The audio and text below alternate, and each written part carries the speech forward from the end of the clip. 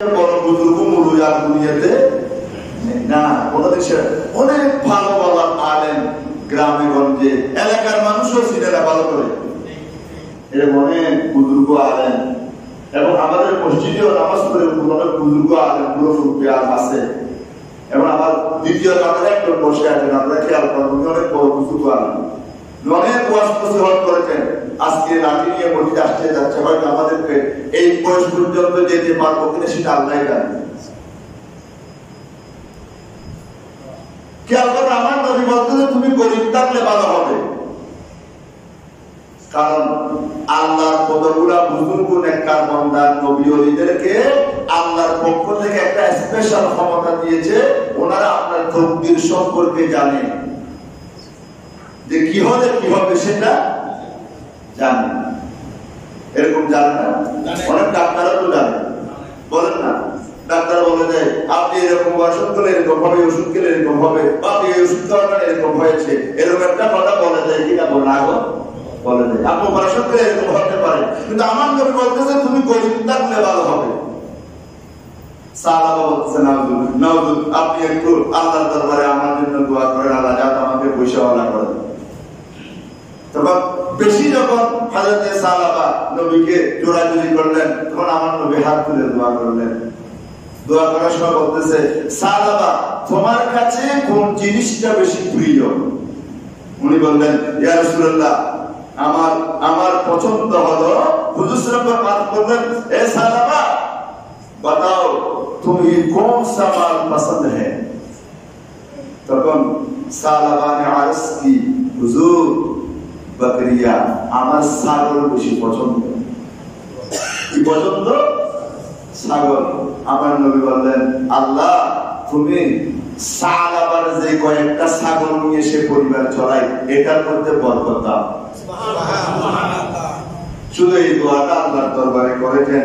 আল্লাহ পাক রব্বুল আলামিন হযরত সাহাবার বকরি দুইটা তিনটার মধ্যে এমন বরকত দিলেন, মদিনা শরীফে রাখার আর জায়গা নাই।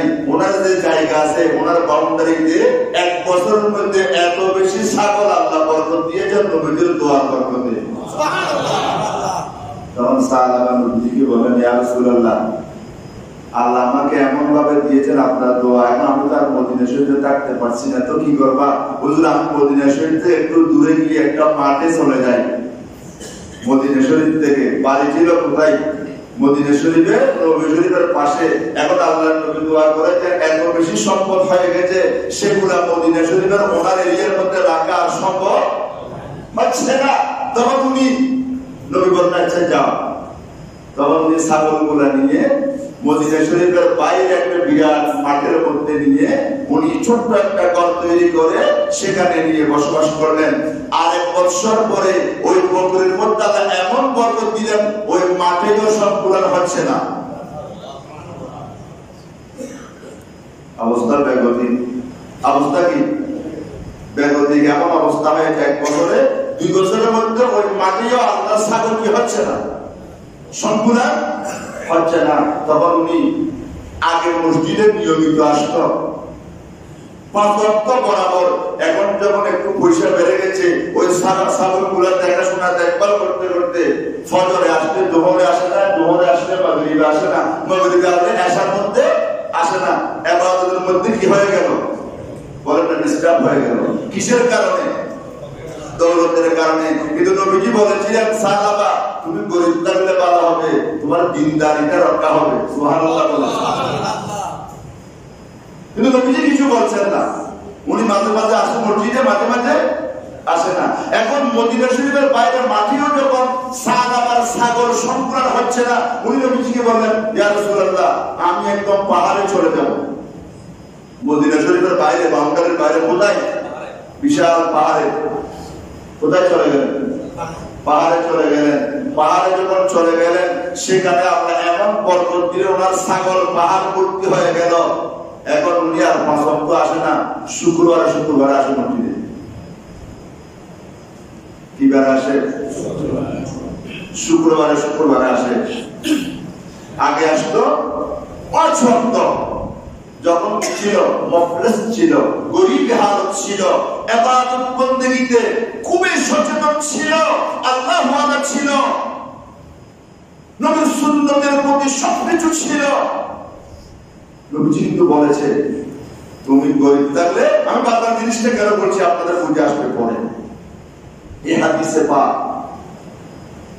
হযরত সাহাবা জুমার মধ্যে আসে আর সপ্তাহে একদিনও আর মসজিদে আসে। তখন এদিকে আল্লাহ যাকাত দেওয়ার জন্য আয়াত নাযিল করলেন। কি নাযিল করেছেন? তখন আল্লাহ মুসলমানের উপর একটা তার মালের উপর যাকাত কিরকম হবে তার একটা হিসাব আছে না? আছে। যখন যাকাতের আয়াত নাযিল করলেন, আমার নবীজি মদিনা শরীফে যাকাতের যখন ঘোষণা করলেন, বড় বড় সাহাবীরা, বড় বড় পয়সাওয়ালারা নির্ধারিত সময়ে নবীজির কদমে পাকে ওনাদের যাকাত এনে দিয়ে দিলেন। আমার নবী বললেন, আমার একজন প্রতিনিধি আমার সাহাবার কাছে যাও, আল্লাহ তাকে অনেক ধন দৌলত দিয়েছে, মদিনা শরীফে থাকতে পারে নাই, মদিনা শরীফের বাইরে মাঠে চলে গেছে, সেখানে আল্লাহ বরকত দিয়েছে, এখন সে পাহাড়ে চলে গেছে, তার মালের মধ্যে অফুরন্ত বরকত দিয়েছে। একজন নবীজির পক্ষ থেকে মানুষ পাঠাইলেন, দুধ পাঠাইলেন, সাহাবাকে বলবো যাকাতটা সরাসরি আমি নবীর কাছে নিয়ে আসার জন্য। সুবহানাল্লাহ। নবীজির পক্ষ থেকে যখন দুধ দিয়ে ওনাকে যাকাতের কথা বললেন, গত শুক্রবার ওয়াজের কথা মনে আছে? মনে নেই? কারুনকে মুসা আলাইহিস সালাম বললেন কি দাও? যাকাত দাও। কারণ বলে যাকাত তো দিব, করে গিয়ে হিসাব করে দেখতেছে একটা বেশি অংশ চলে যাচ্ছে, তখন উল্টে গেছে। এখন সাহাবা মশালা বুঝে কিভাবে যাকাত দিতে হবে, উনি ঘরে বসে হিসাব করে দেখলেন অনেক ছাগল নবীজিকে যাকাত হিসেবে দিয়ে দিতে হবে। তখন সে দিবে কি দিবে না, দিবে কি দিবে না, ওনাকে বসাই রাখলেন। ওনাকে নবীজির পক্ষ থেকে যিনি দিয়েছেন ওনাকে কি করলেন? বসাই রাখলেন। ওই সাহাবী সাহাবাকে বললেন, সাহাবা তুমি যাকাত দিবে কিনা আমাকে তাড়াতাড়ি বলো, নবীজি পাঠিয়েছে, তুমি দেরি করছো কেন? নবীজির কাজে তো দেরি করা যায় না, কারণ আল্লাহ কোরআনে বলেছেন নবীজির ডাক দেওয়ার সাথে সাথে জবাব দেওয়া ওয়াজিব। ইয়া আইয়ুহাল্লাযীনা আমানু ইসতাজীবু লিল্লাহি ওয়া রাসূলিহি ইযা দাআকুম। রাসূল আয়াত আছে না, এই আয়াতের ব্যাখ্যা পড়লে বুঝবেন নবীজির ডাক দেওয়া মাত্র জবাব দেওয়া ফরজ, ওয়াজিব। নামাজের ভিতরে থাকলেই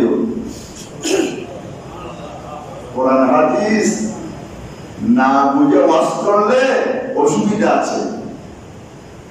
কেউ যদি নামাজ পড়তেছে আর নবীজি যদি ডাক দেয়, নামাজ পেটে চলে আসাটাই হবে ভালো।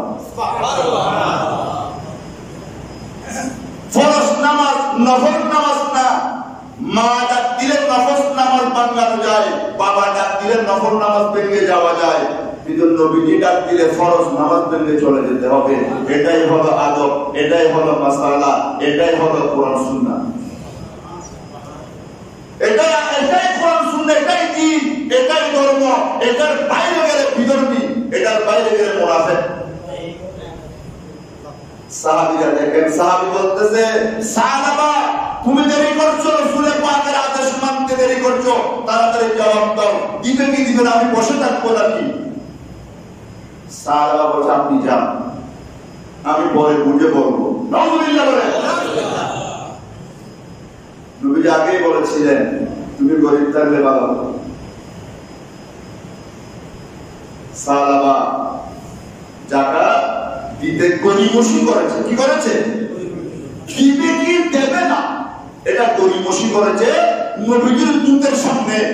তখন ও চলে এসেছে, এসে রাসূলকে বলে, ইয়া রাসূলুল্লাহ, সাহাবা আপনার কথা বলা মাত্র অন্যান্য সাহাবীরা যেভাবে আপনার কদমে যাকাত নিয়ে এসেছে, সাহাবা গরিমসি করছে, সে নাকি বুঝে উত্তর দেবে। আমার নবী আফসোস আফসোস, আমার নবী বলছে হায় হায় হায় হায় হায়, সাহাবা কি করলো? করলো। আমি তো তাকে বলেছিলাম সাহাবা তুমি মুফলিস, তুমি গরিব আছো, ভালো থাকো। ধন সম্পদ তো তাকে ধ্বংস করে দিয়েছে, তার ঈমান তো বরবাদ করে দিয়েছে, তার ঈমান তো নষ্ট হয়ে গেছে। তার মানে রাসূলের পাকের আদেশ অমান্য করা ঈমান চলে যায়, সে আর মুসলমান থাকে না, সে আর কি থাকে না। নবীজি ডাইরেক্ট বলে দিলেন সে তো মরদুদ হয়ে গেছে, সে তো মুরতাদ হয়ে গেছে, সে আমার কথা অমান্য করেছে, সে আমার আদেশ অমান্য করেছে। রাসূলের আল্লাহ এবং রাসূলের আদেশ মাইনি তো আল্লাহর আদেশ। আমার সাহাবা তো শেষ। নবীজি 300 বলে নাই, 2 সপ্তাহ পরে 3 সপ্তাহ পরে সাহাবা কেঁদে কেঁদে নবীজির কদমে আসলেন, ইয়া রাসূলুল্লাহ আমার ভুল হয়ে গেছে, আমি যাকাত দেওয়ার জন্য এসেছি। নবীজি বললেন সাহাবা তোমার যাকাত নিতে আল্লাহ আমাকে মানা করেছে, তোমার যাকাত মরদুদ হিসেবে আল্লাহর দরবারে কবুল হয়েছে, তোমার যাকাত আমি রাসূল আর নিতে পারবো না, আল্লাহ মানা করেছে। তুমি আমার প্রথম আদেশে জবাব দাও না, তুমি বেয়াদবি করেছো আমার সাথে, তোমার যাকাত আল্লাহ কবুল করবে না, আমিও কবুল করব না। আমার মুরব্বিরা মুসল্লিরা গভীর মনোযোগ। সাহাবা ওই পাহাড়ে গিয়ে চোখের পানি ফেলে ফেলে আল্লাহর দরবারে কান্নাকাটি আরম্ভ করে দিয়েছে, হায় হায় আমার এই ধন সম্পদ বরবাদ হয়ে গেল, আমি গরিব ছিলাম, ভালো ছিলাম, আমি আমার একটা কাপড় নিয়ে নামাজ পড়ে আমার স্ত্রীকে নিয়ে ওই কাপড় নিয়ে নামাজ পড়েতাম, ভালো ছিলাম। আজকে ধন দৌলত তো আমার রাসূল কবুল করে নাই, রাসূল কবুল না করা মানে আমি আল্লাহর দরবার থেকে বঞ্চিত হয়ে গেলাম। ওই সাহাবা নবীজির জীবদ্দশায় আর নবীজি তার যাকাত নেন নাই, যেহেতু আল্লাহর পক্ষ থেকে মানা হয়েছে। কার পক্ষ থেকে? ওই যাকাত নেয় নাই। আমার নবীজির ইন্তেকাল হয়ে গেল, আগামী জুম্মা থেকে আলোচনা হবে। সফর সাথে আমার নবীজির অসুস্থতা শুরু হয়েছে, নবীজি রওজায়ে পাকে চলে গেলেন, নবীজি রওজায়ে পাকে চলে গেলেন। হযরতে খলিফাতুল মুসলিমিন ফারুক হযরত আবু বকর সিদ্দিক খলিফাতুর রাসূল নির্বাচিত হলেন, গোটা মুসলিম জাতির রাষ্ট্রনায়ক হলেন। এখন সাহাবা বলে নবী আমার যাকাত কবুল করে নাই, কোন রকমে আবু বকর সিদ্দিককে দিয়ে কবুল করাইতে পারি কিনা দেখি। ওই সাহাবা বিরাট যাকাতের অংশ নিয়ে হযরত আবু বকর সিদ্দিক রাদিয়াল্লাহু তাআলার কাছে যখন আসলেন, ও সিদ্দিক আমার যাকাত নাও। সিদ্দিক আকবর বলে দিলেন, যার যাকাত আল্লাহর রাসূল নেয় নাই তার যাকাত আবু বকর সিদ্দিক কিভাবে দিবে? রাসূলের ভালোবাসা বুঝেন? রাসূলকে কেমন করে মানতে হয় জানেন? সাহাবা থেকে শিখেন রাসূলকে কিভাবে মানতে হয়, রাসূলের কাজের প্রতি কিভাবে আদর দেখাতে হয়। সৃষ্টির সর্বশ্রেষ্ঠ রাসূলের পরে যে মানুষটার স্থান, যিনি সর্বপ্রথম জান্নাতে যাবেন নবীর সাথে, 1 নাম্বার আফদালুন নাস বাদাল আম্বিয়া আবু বকর সিদ্দিকের ভালোবাসা। তোমার যাকাত তুমি সাহাবী হতে পারো, তোমার যাকাত রাসূল নেয় নাই, তোমার যাকাত রাসূল না নেওয়া মানে আল্লাহ কবুল করে না, তোমার যাকাত আমি নেব না, যাও। বাহির করে দিলেন। হযরতে আবু বকর সিদ্দিক রাদিয়াল্লাহু তাআলা আনহুর ইন্তেকাল হয়ে গেল। ফারুক আযম মসনদে বসলেন। কে?